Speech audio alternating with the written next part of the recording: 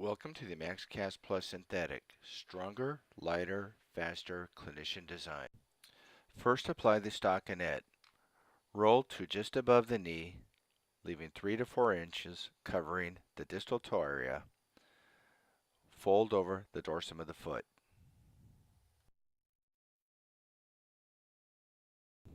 Next, apply our perforated foam. Remove the backing and distribute evenly over the dorsum and the plantar surfaces of the foot.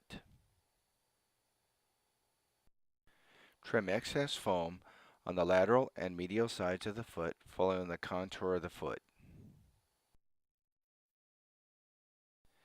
Next, we apply our proprietary felt padding. Take the medial self-adhesive felt strip, measuring from the base of the malleolus, angling slightly inward towards the anterior tibia, and about 3 fingers below the tibial tuberosity.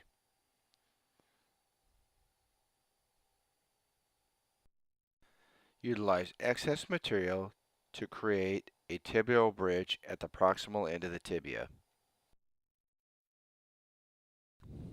Next, we apply the lateral strip, measuring from the edge of the tibial bridge to the base of the malleolus.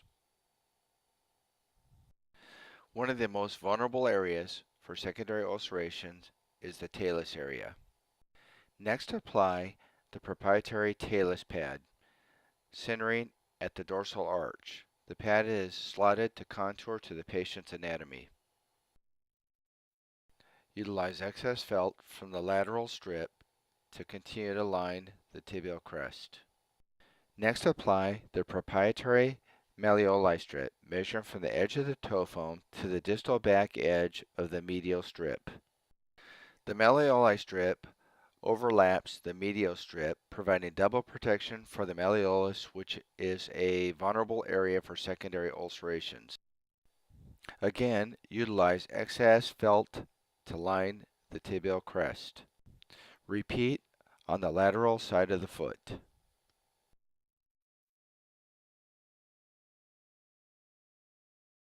Again, utilize excess felt to line the tibial crest and protect all the bony prominences that are vulnerable for secondary ulcerations.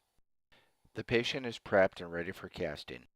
Place patient in prone position to avoid toe drop and for optimal cast application.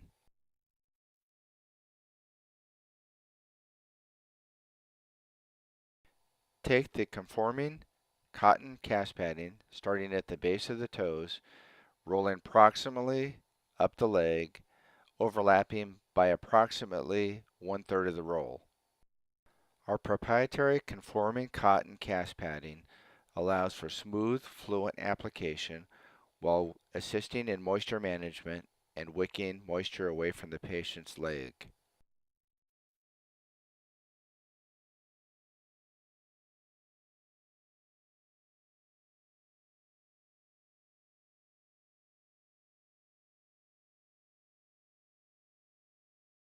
Leave approximately 1/2 an inch of the lateral and medial strip and the tibial bridge exposed.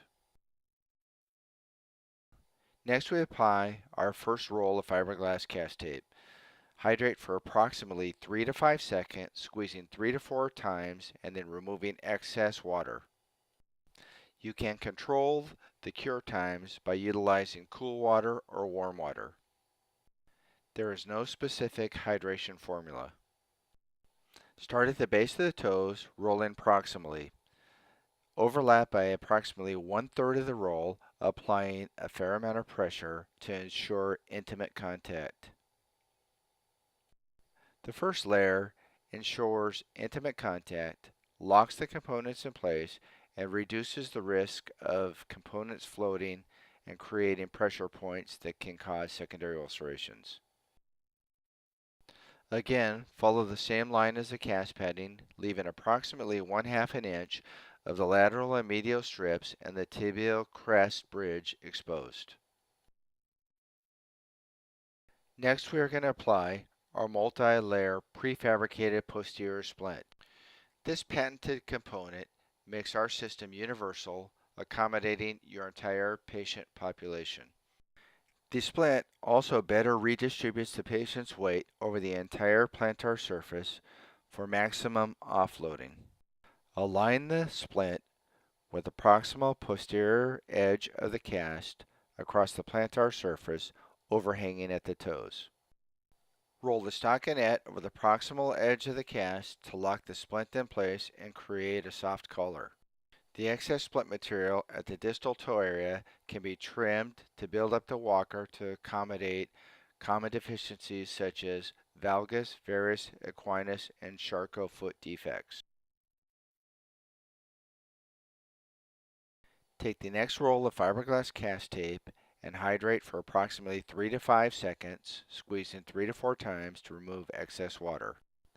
Begin rolling starting at the medial cuneiform or the styloid process, around the toes, back around the heel, and overlapping. Pin with index finger and roll, securing the splint flat against the dorsum of the foot. Continue to roll proximally, applying pressure so the cast tape contours to the shape of the foot. Continue to roll to the proximal edge of the cast, leaving approximately 1/2 of an inch of the lateral medial strips and the tibial crest bridge exposed.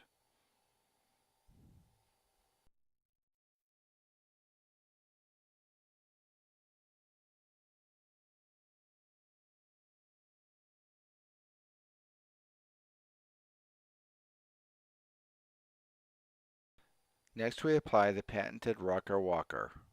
There is a heel to toe orientation. Apply aligning the front of the back pad in alignment with the anterior tibia.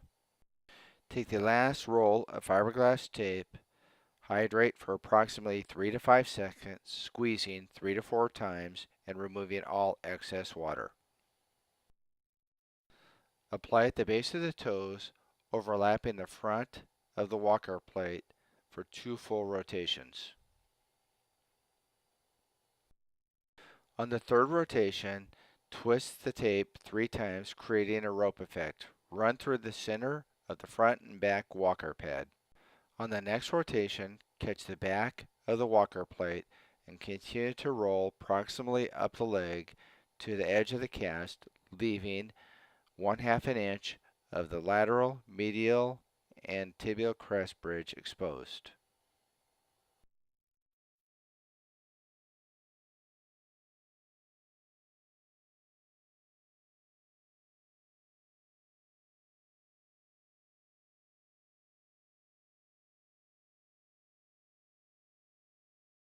Next, take the cohesive bandage to finish off the cast. The cohesive bandage will lock in the loose end of the fiberglass tape, allowing you to move on to the next patient.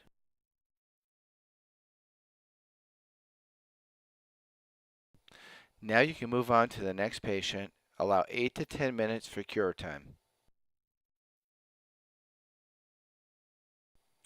Cast removal. The MaxCast family of casts incorporates the only true bivalve removal of a total contact cast. Our patented unique felt configuration allows for easy identification for a true bivalve removal. You can simply mark down the center of the lateral medial strips across the malleoli strips and over the distal toe area to identify the orientation of cast removal. Take the cast saw and follow the line down the center of the medial strip.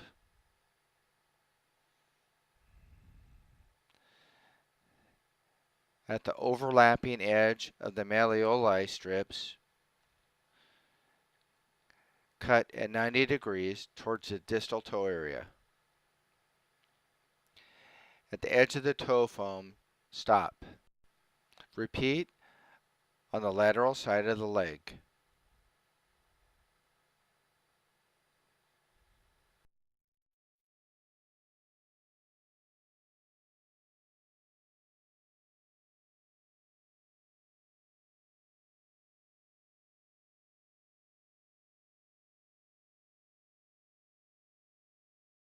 On the medial side of the distal toes, make a very shallow cut, creating a hinge for the center of the cast.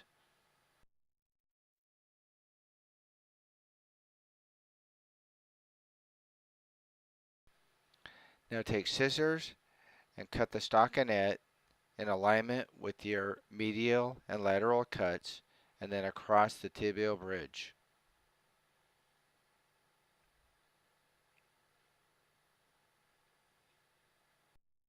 The center of the cast is now easily removed. Take and relieve the stockinette between the lateral or medial strips and the tibial crest bridge. Tear the stockinette until the cast can easily be spread and removed from the leg.